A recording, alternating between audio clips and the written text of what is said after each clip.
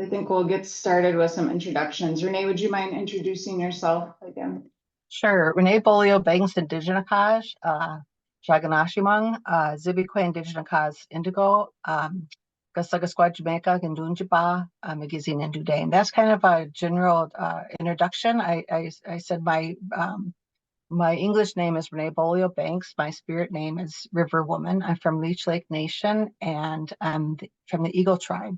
I've been at NACC for going on 5 years. I'm an elder here, and I help with spiritual care and then some other techniques that I practice.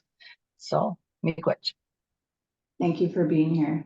And we'll introduce the Midwest Tribal Echo team. Dr. Robbie. Yeah, hi, I'm Kari Robbie. I'm a family practice and addiction medicine physician. I've been at NACC since 2011, been working with our MAT program since 2016. Great, thank you. And Nikki? I'm Nikki Jardina. I am the infectious disease nurse at NACC. Thank you. And I'm Lindsay Kincooney. I'm the harm reduction coordinator and also coordinate the Midwest Tribal Echo at NACC. And then we'll move on to some announcements.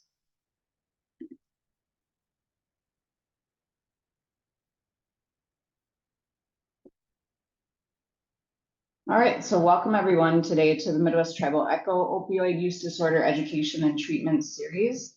Today, we welcome Joelle Puccio, who will be talking to us about perinatal harm reduction.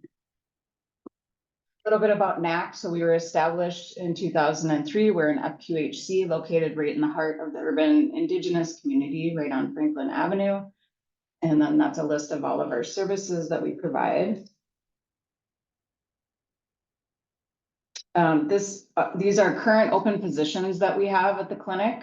So feel free, the website is down at the bottom there to visit the jobs section, and you can go over all of the open positions. Some session guidelines, please know protected health information. If you could stay muted if you're not speaking. We would love to see your faces if you're willing and able to turn on your camera. And then if you could let us know who you are in the chat, your name, title, organization, and email, that would be great.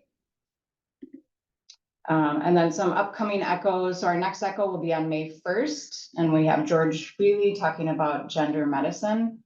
And then May 15th is to be determined. And then this is just a list of other echoes that cover similar topics. If you'd like any other information on those, feel free to reach out to me. And we do offer continuing education credit for those who are eligible. So we just ask that you fill out the post-evaluation survey to receive that credit.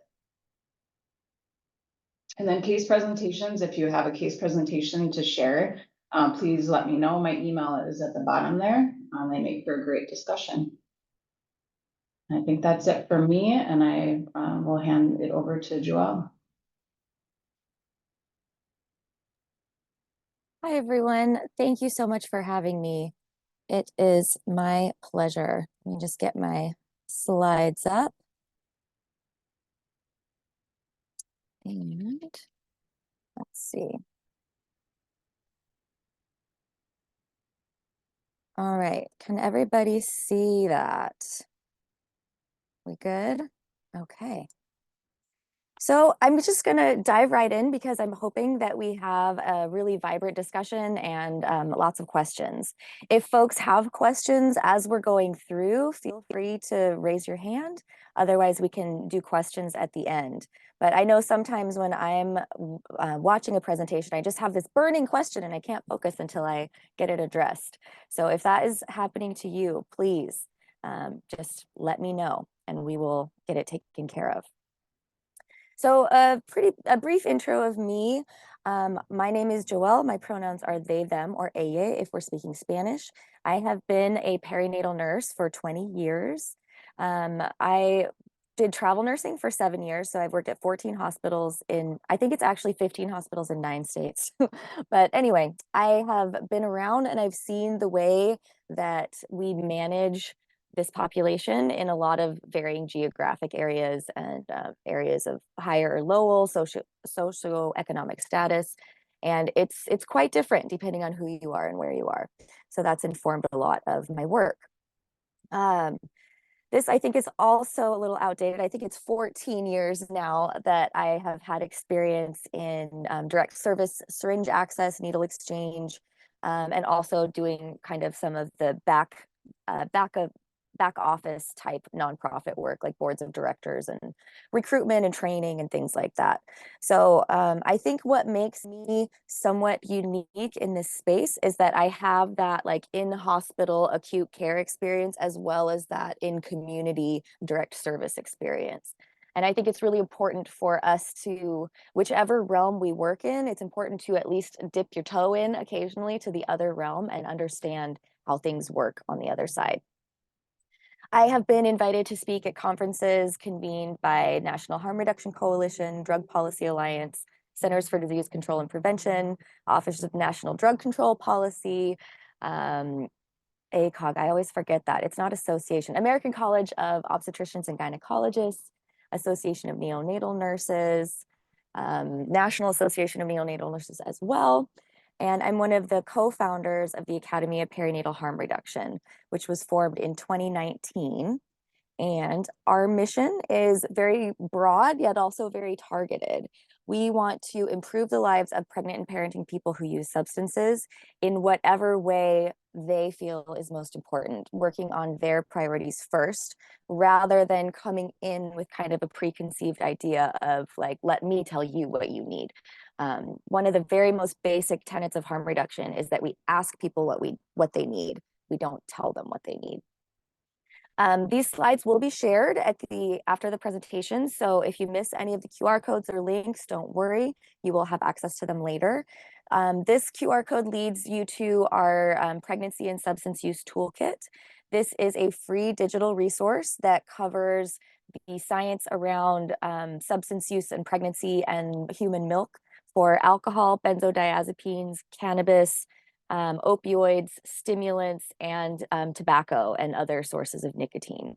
We also talk a lot about what your rights are, how to access quality care, how to manage pain control, especially for people who have a high tolerance for opioids. And then we close it out with a discussion of perinatal mental health, which is really, really important, especially right now in this country, because we know that mental health and substance use overdose are now the leading cause of death for people who've given birth within the past year. So really, really important to kind of cover all those bases. So if that seems like something that would be useful to you in your work, please download it freely, use it, share it. Our goal is that this information is available to people who need it. So that's why it's free, and that's why me and my business partners all have second jobs. But we're working on that. Eventually, we'll make money. So next slide. I have no relevant financial relationships. We are receiving a small stipend for this presentation, but we don't have any partnerships with commercial interests. So I want to just express sincere gratitude to Renee for that beautiful land acknowledgement that they gave at the beginning of the presentation. I think as a non-Indigenous person, it's also my duty to do my best to do a land acknowledgement as well. So I'm calling in today from the land of the O'odham and Hohokam people, which is also known as Phoenix, Arizona. And when we talk about Indigenous rights and Indigenous justice, we can't really ignore the intersections with reproductive justice, with perinatal substance use. And I want to point out that the genocide that the United States government and culture and colonizers has been inflicting upon Indigenous people for hundreds of years has parallels and intersections and overlaps with other genocides, including the war on people who use drugs. And when I'm talking about genocide, I'm using the United Nations definition, which includes preventing births, forcibly taking children away from their families and their communities, causing death, mental or physical injury, as well as inflicting poor living conditions, all of which have happened to Indigenous people, have happened to people who use drugs, and often have happened to Indigenous people who use drugs, all under the guise of safety. But when we're looking at a policy, we don't look at what it says its purpose is, we look at its results. And the purpose of these policies is elimination of our communities. I have some resources shared on this slide as well. I think since this audience is the Midwest Tribal Echo, I think probably you will have heard of at least a handful of these. The one that I recommend the most strongly is the This Land podcast. That's the large QR code there in the middle. One of my favorite reproductive justice lawyers said that if you listen to all of season 2 of this podcast, you will understand Indian law better than most Supreme Court justices. So I can't think of a better recommendation than that for that podcast. So thank you for allowing me to acknowledge the land in this way. So now we'll begin with our discussion of perinatal harm reduction. Before we get into the perinatal side of things, we're going to briefly talk about what is harm reduction in general. This is a really popular term. It's been gaining a lot of notoriety lately. The president is talking about harm reduction. Various of our government organizations are finally getting on board with harm reduction, but it means different things to different people, and it can tend to be watered down a little bit. Sorry, my cat's attacking me. Lizzie, go away. She gets mad when I don't pay attention to her. So when I'm talking about harm reduction, at its very most basic, it is simply reducing harms. So that's the ultimate goal. And this can be kind of, it sounds simple, but it's sort of a monumental shift in our mindset when we think about substance use, because we've all been trained and enculturated to focus on reducing substance use as our primary goal at all times. But when we're coming at things from a harm reduction perspective, reducing substance use may be part of it and probably will be for many people, but that's not our primary goal. Our primary goal is reducing negative outcomes and promoting health. And so that's kind of where I'm coming from with this presentation. You may have heard various analogies to harm reduction. Harm reduction isn't just about our substance use. It can also be about anything in life that is potentially dangerous, like car travel. So we know that car travel is quite dangerous, both for reasons of crashes, for lack of physical activity, for pollution, for paving over our natural spaces. And however, we as a society, it's not desirable or practical or even achievable to eliminate car travel entirely, to eliminate these harms, right? So instead, we come up with harm reduction techniques. We have carpool lanes, we have seat belts, we have crosswalks, we have emission standards. And these are ways in which we can continue to engage in a behavior that benefits us as a society, but does come with risks, and at the same time, reducing those risks to a manageable or acceptable level. And this is the same concept that we can use to apply to substance use. This is a quote from Voltaire, who was a French philosopher several hundred years ago, and I think it beautifully encapsulates harm reduction. Perfect is the enemy of good. If perfect is the only acceptable outcome, then we're always going to fail. We're always going to feel discouraged, and we're going to miss out on all of the small and incremental steps that it takes to move from where we are towards good. We can always aim for perfect, but we have to celebrate the good and not just say, oh, well, you did this and this and this right, but then this thing, we didn't make our goal. So instead of that perspective, we celebrate the goals that we did achieve on the way. There are several definitions of harm reduction from Harm Reduction International, from the Harm Reduction Coalition, but all of them have these 3 elements in place. Firstly, we respect people who use drugs. We don't treat them as if they are liars or manipulators or less than other adults. We treat people who use substances as capable of making decisions for themselves and their families when they have decisions. Because as we know, a lot of our systems make it very difficult for people to have choices in what they can do to survive in some of these difficult situations. Secondly, we improve the quality of life for people who use drugs as directed by them. That's the key part. And then finally, one that doesn't get talked about as much is promoting joy and pleasure. We need to think about what we do in our lives that makes us feel good. If the only thing in your life that ever makes you feel safe or happy is substance use, then we need to find other ways to get those feelings, because it's not reasonable to ask somebody, you need to give up the only thing in your life that makes you feel safe, or that makes you be able to deal with your trauma, or that makes you be able to connect with other people. We need to make sure we're looking at the whole picture and not just the harms that come with substance use, but the reasons why people use them. Because people don't use drugs for no reason, right? They use drugs because they fill a need, or because they provide us with something that we want, at least in the beginning.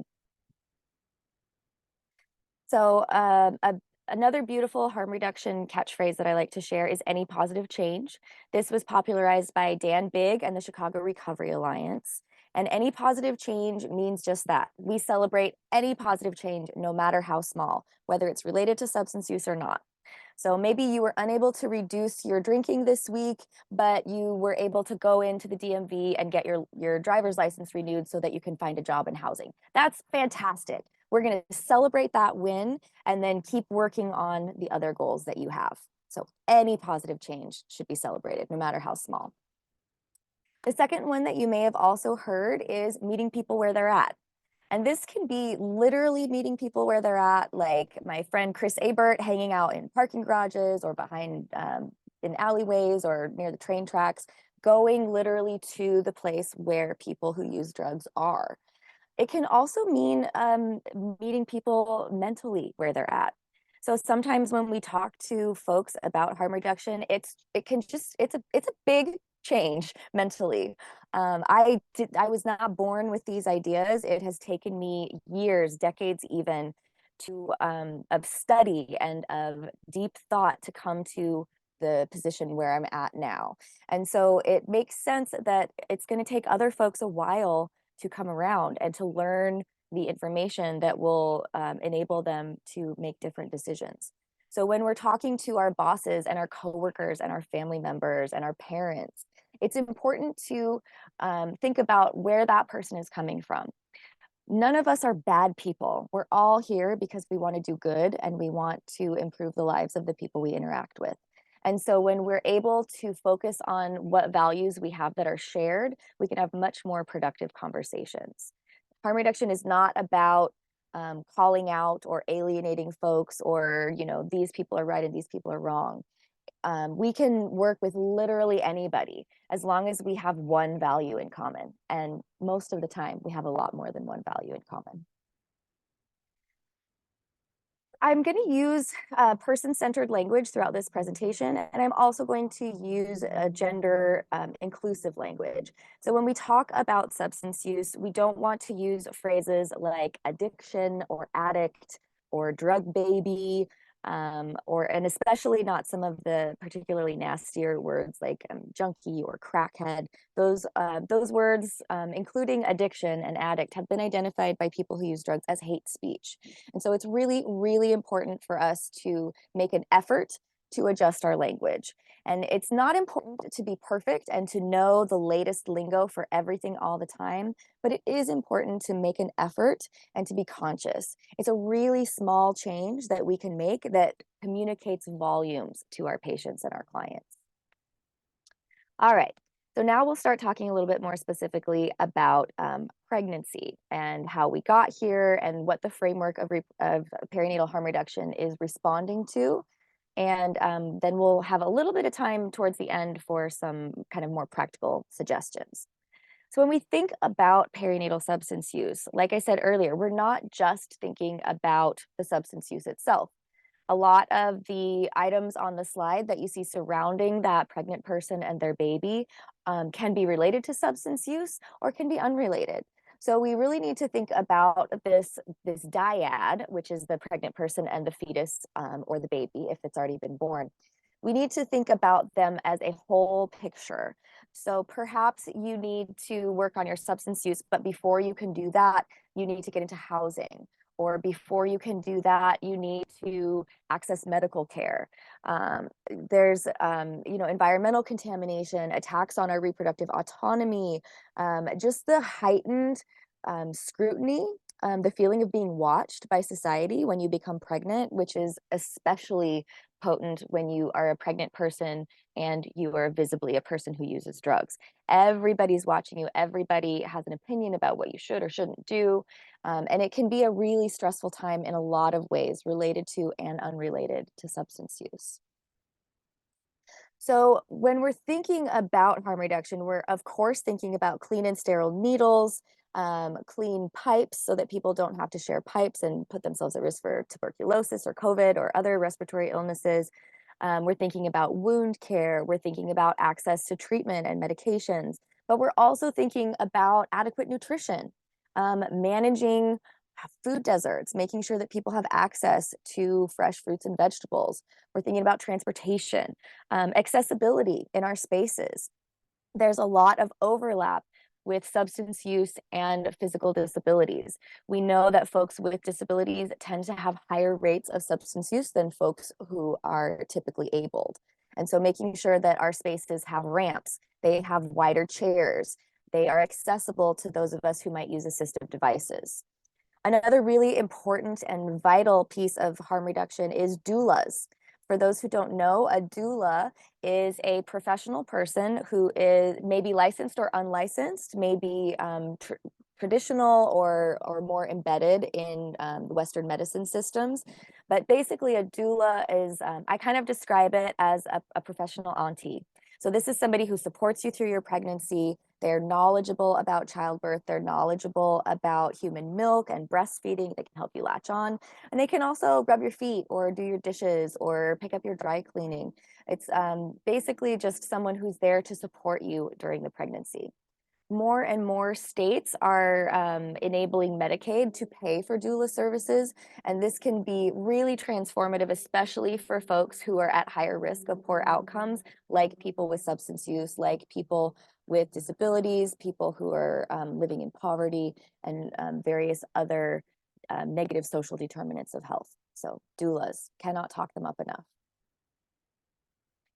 So now we'll talk just briefly about the history of how we got here, because I think for folks, you know, roughly my age and younger, it can seem like the way we do things now is the way it's always been, and that it is this way because of good logical reasons. And that is not the case. I could talk about this for hours, but I'm just going to kind of touch on a few things. So since the beginning of the United States, we have had kind of very conflicting and inconsistent ideas about women and substance use. In kind of the late 1700s through the early 1900s, laudanum and other opioid medications were just really common in the United States. They were heavily marketed towards women and children. And there wasn't really a lot of guidance about how to use these medications safely. Most people didn't even know that they could be habit forming. Or that there was a risk of death with overdose. So we did see a fair amount of negative consequences from this lack of information around how to use this medication safely. On the other hand, laudanum and other opioids are extremely effective medications for a lot of things. We know that young children used to die from diarrhea-related illnesses so frequently, and we know that opioids are really good at drying up diarrhea. So this was not only heavily marketed towards women, but to their children as well. Even now, we think of a lot of complaints or illnesses that are specific to people who have uteruses, such as polycystic ovary syndrome or pelvic inflammatory disease. And a lot of these illnesses are characterized by just intense pain all the time. We're starting to act like we care a little bit and do research into some of these. But even today, so many of these illnesses, there's not a whole lot that medicine can do or will do. And so we tend to currently, as we have historically, just kind of throw pain medicine at these people. And then oftentimes once they become dependent, for whatever reason, they may be cut off from their medications. And then we have a person who's at high risk for developing a substance use disorder. So just very briefly thinking about women, and this particularly white women, and laudanum. And then on kind of the other side of our historical attitudes towards women and substance use is this common theme that we see repeated over and over and over, continuing to today, that we must stop men of color from using drugs because they will use the drugs to lure, so-called innocent white women. And we really, really in this country do not like the idea of white women having any sort of intimate interactions with people of color and especially men of color. So just one example throughout the years are the opium laws, which came about late 1800s and kind of turn of the century. San Francisco is most famous for these laws, such as, onerous regulations of laundry facilities, which was an industry that Chinese people were very successful in. Rules about wearing a ponytail or a braid down your back if you were a man, which were obviously targeted towards the Chinese. And the photo that you see there was a propaganda drawing that was really commonly used to demonstrate this idea that we must oppress the Chinese in order to protect white women. And we see that repeated constantly, just constantly. It won't take you very long Google search to see some quotes and some policies that are not as transparent, but very easy to see that are based on this same idea. So moving forward about 100 years or so, in the 1980s, a researcher named Dr. Ira Chasnoff and several others, they released some studies that were poorly designed and even more poorly interpreted. And they were just a little bit irresponsible about how they disseminated this information. They had very small sample sizes, and they didn't take into account other things that might cause poor outcomes for babies, such as poverty, exposure to violence, lack of prenatal care, and all of these types of things. So they published these results that were really scary, and they were really headline grabbing, and this misinformation just took off. So even now, I'm sure a lot of us in here have this picture in our mind of a crack baby, which is not a thing.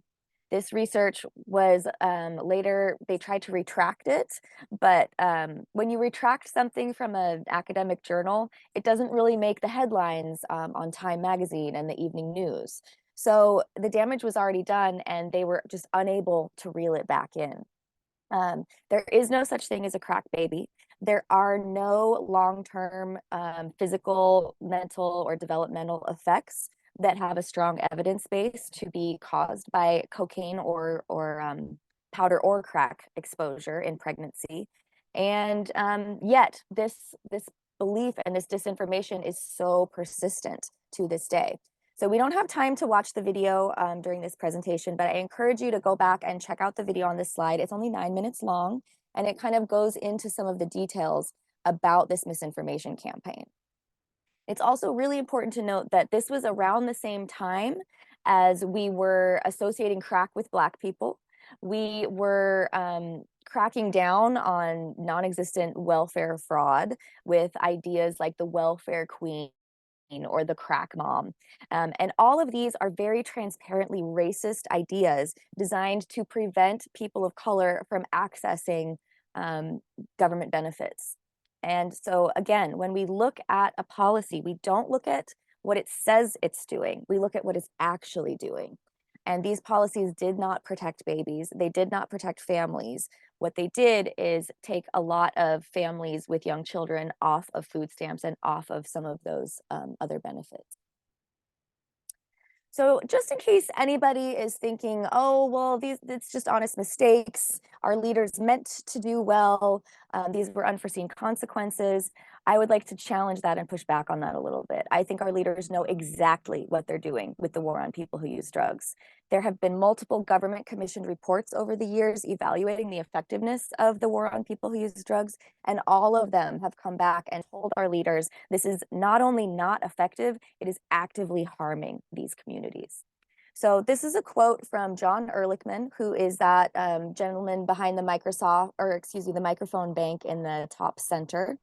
He was one of the architects of the drug war in the 70s under the Nixon administration.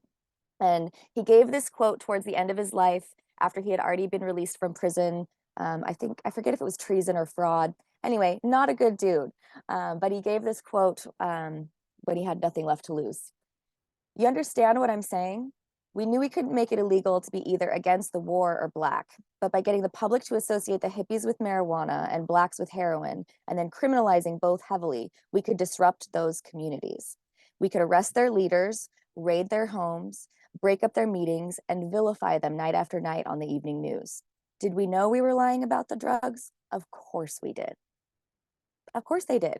This is very, very transparently an act of oppression and not an act of a benevolent leader who wants their people to be safe. So we'll talk a little bit about what this looks like in practice. Fetal assault laws are a class of laws. Most states have something or other on the books. And the stated intent is to prevent violence against pregnant people by imposing harsher punishments for hurting a pregnant person. But the vast majority of these cases, the laws are used against the pregnant person themselves.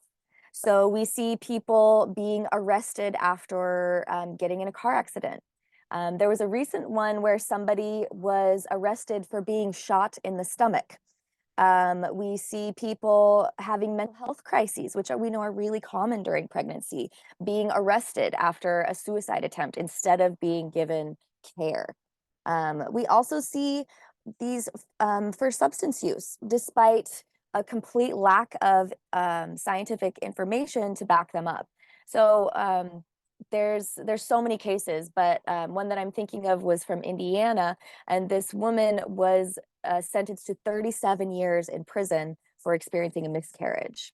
Another woman recently in California was sentenced to life. She got out, thankfully. It was turned over, but she spent several years in prison and lost her other children for experiencing a miscarriage and being somebody who uses drugs, despite a complete lack of evidence that her substance use had anything to do with her, fetal death, not miscarriage. And so these laws, again, are another one of those policies where we're speaking out of one side of our mouth and doing an entirely different thing on the other side. We know that pregnancy is dangerous in the United States. About 3% of infants are going to have some kind of birth defect. We know that up to 1 in 5 pregnancies ends naturally. Either it just comes out with your period and you don't even know you were pregnant, or you may experience a miscarriage or a stillbirth. Our maternal death rate in the United States is terrible. When I first made this slide about 7 years ago, that number was 14 out of every 100,000. So we have more than doubled our maternal mortality rate in this country in the last decade. And a huge, huge part of this is related to deaths from opioid overdose and to suicide and mental health concerns. So we're going in the wrong direction in this country. And it doesn't make sense to blame people who struggle with mental health or who struggle with behavior issues like substance use for their outcomes when there are so many things that we as a country and a society could be doing, but we're not. So within reproductive harm reduction, kind of to tie it all together, we have to acknowledge the intersections between sex, gender, pregnancy, birth, abortion, parenting, substance use, economic oppression, environmental contamination, all of these things that affect our lives and our health. We know that at most harm reduction programs, services have been historically and somewhat currently designed by and for cisgender men. So we tend to see condoms and Hep C and HIV testing, and that's the entirety of our reproductive harm reduction programs at most of these places. And while I love condoms and I love infectious disease testing, that's not the whole picture of what we need. We need menstrual supplies, which are often not covered by food stamps or other government services. We need pregnancy tests. For folks who use substances, oftentimes our periods are kind of irregular. So we might not know that we're pregnant. And it's when you have so many complex health needs, such as substance use intersecting, it's extra important to know you're pregnant as early as possible. We can also incorporate doulas into our harm reduction programs. We can incorporate groups We can work on getting same-day access to medications for opioid use disorder. There are so many more things that we can do than just condoms and disease testing.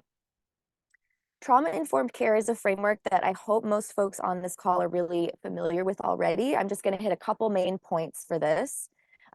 Firstly, when we're working with people who use drugs, we recognize that they have about, I believe it's a 3 to 4 times higher likelihood of having experienced complex trauma or being diagnosed with PTSD. And seeking help from the healthcare system is scary. The healthcare system is not trusted by many of those who are most vulnerable. They may have experienced abuse, neglect, or even violence at the hands of the people who are supposed to help. So just the fact that someone is standing in front of you asking for help is huge. The most important thing we can do is make sure that we are a safe and welcoming environment for the people that we want to serve. Nothing you can do will matter if they don't feel safe and they don't come back. One last point, you do not need to know the details of someone's trauma in order to provide trauma-informed care. You don't need to do a trauma assessment in order to provide this care. Trauma-informed care is care that is designed in such a way that it will feel safe and comfortable to most people who have experienced the most common types of trauma. We can also ask our patients and our clients what they need, and don't ask them why. If you need a chaperone for this exam, then I will get you a chaperone, and you don't need to prove to me that you need it. So we just need to be there to listen if they want to share, but not to force anything. So kind of bringing it all back together, reproductive harm reduction, perinatal harm reduction includes impacted people. We support all different kinds of birth workers, including doulas. We pay people with lived experience for their expertise rather than asking them to do unpaid labor. And we think about social determinants as primary care, not as this kind of extra thing, but that's the foundation upon which we can build any other care plan. We must make sure that people have somewhere safe to sleep, they have food that's healthy to put in their bodies, and that they are free from violence, coercion, and other forms of systemic oppression. So when we're thinking about environments, I'm going to break down some practical strategies based on environments, individuals, and systems. Like I said before, we want to think about accessibility. Is your service close to bus lines? Is it accessible for people who have differing physical needs? Is it accessible for people who may have sensory issues? Do you have somebody who can speak sign language? Do you have information in large print or braille for those with vision difficulties? Other things we can do, signs and posters, I think is like my favorite thing that you can do. We have a bunch of posters that are downloadable on our website. You can print them out on just a regular 8.5 by 11, or you can blow them up and print them out larger. And these posters are just very simple. My favorite one just says, "Welcome, we're so glad you're here. You wouldn't be here if you didn't care about your child." And that can communicate that we are a welcoming space, both to the people that we serve and also to other folks that might be in that waiting room. A lot of times we do really good on making sure our staff is all on board, from the person who greets them when they walk in to the provider that they see, but we need to make sure that our waiting areas feel safe. There have been a couple times where pregnant people who are visibly pregnant have tried to access the needle exchange, and they've been harassed or even physically harmed by other people accessing that service. So we need to make sure that we're communicating this to everybody. When we're thinking about colleagues, I kind of already hinted at this a little bit. We need to focus on people's humanity. Oftentimes, we think that we're making decisions based on facts and logic, but really what happens in the subconscious levels of our brain is that our emotions drive us, all of us, no matter how logical we think we are. So that's why we need to meet people where they have those really strongly held emotional values. Storytelling is a beautiful technique for this. There's some links that will be available in the slides. Narcofeminism Story Share is a video, and The Civil Death Penalty is an essay by Elizabeth Brico. We also need to be honest with ourselves and others about our own substance use. Most of us use some substances sometimes for some reasons. This morning, for example, I was sleepy, so I drank a cup of coffee in order to wake up. I am using stimulants today. And so we need to understand that there's not a hierarchical difference in morals or values between substances. They are simply tools that we use for reasons because we want a particular result.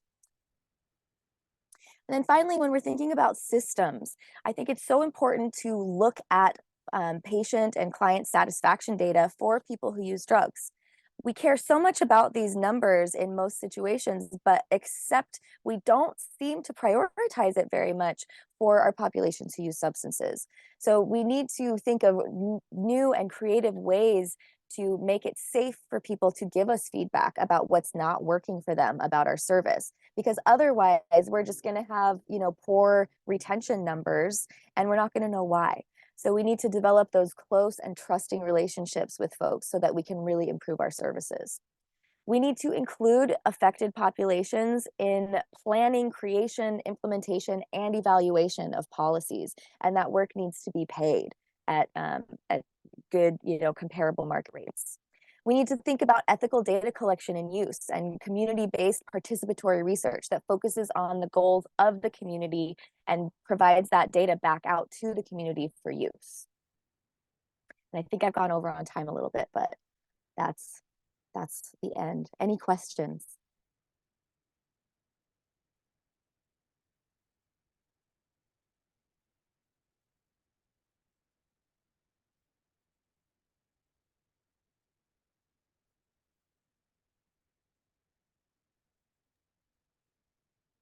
Thank you, Joelle. Do you want to unshare your screen and maybe you can see faces and see if anyone has any questions or comments?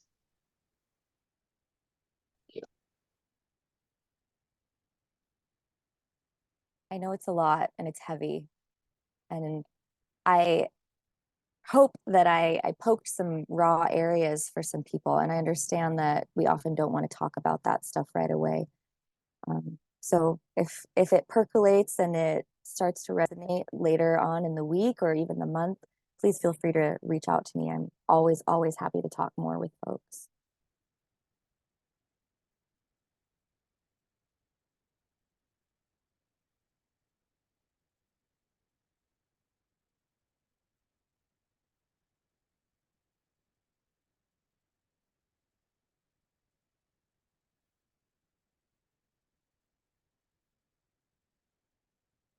If Ren I wants was to. just gonna share it, or if Ren wants to come off mute to share what you put in the chat or some good resources.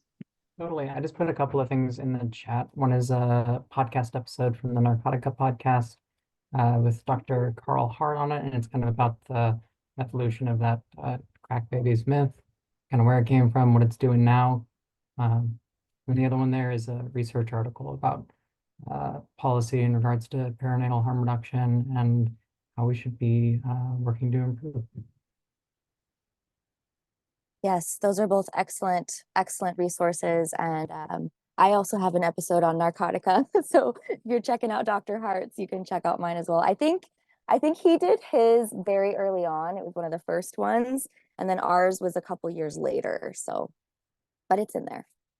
Thank you so much for sharing that, Ren. I'll have to check that out. Yeah, that whole podcast is amazing. Troy is a dear friend.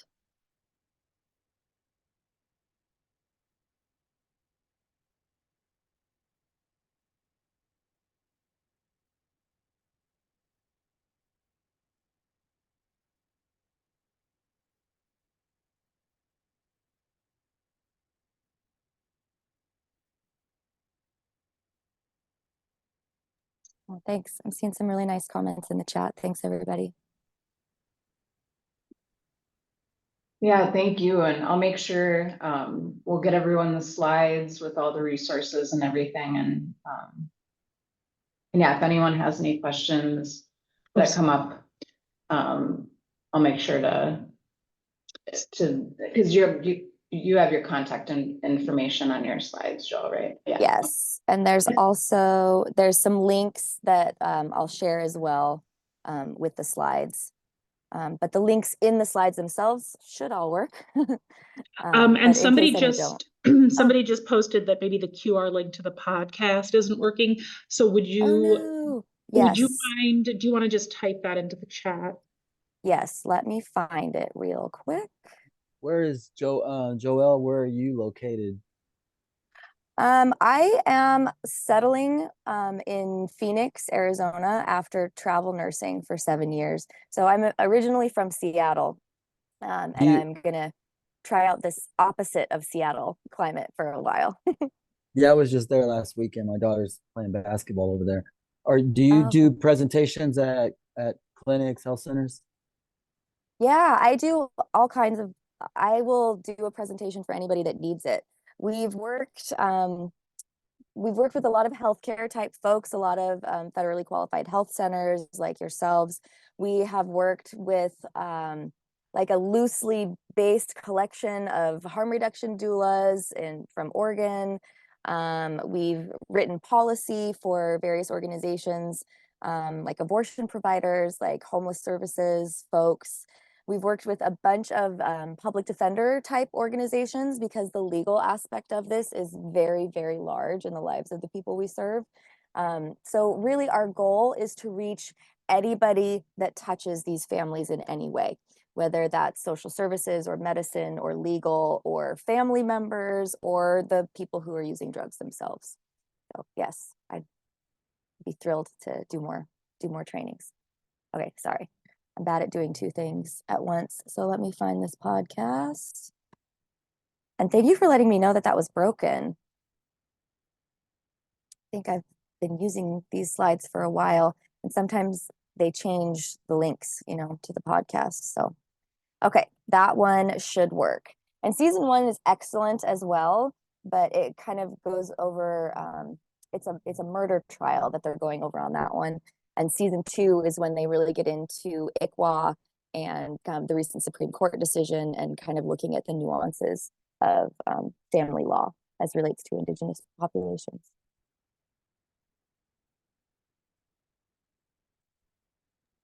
Thanks for that, and that link works. Perfect. All right. Does anybody have any last comments? Otherwise, thank you so much for being here. Really appreciate it. It was great. Thank you. Yes, it was my honor and my pleasure. Thanks for having me. And thank you, everyone. We'll see you next time. May 1st is our next session. So everyone have a great day. Thank you.